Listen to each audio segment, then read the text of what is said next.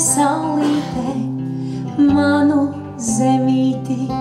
Lauksaimniecības nozares pārstāvju godināšanas pasākumā 19. novembrī tika sumināti arī Latvijas Lauksaimniecības universitātes mācības spēki.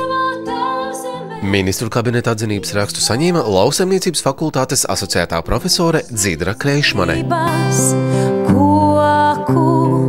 Zemkopības ministrijas atzinības rakstu saņēma Lauku inženieru fakultātes arhitektūras un būvniecības katedras docente Silvija Rubene.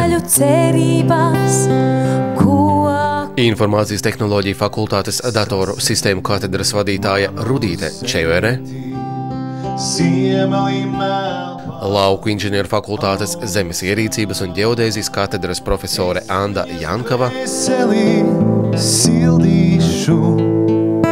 Un pārtikas tehnoloģijas fakultātes pārtikas tehnoloģijas katedras asociētā profesore Daiga Kunkulberga.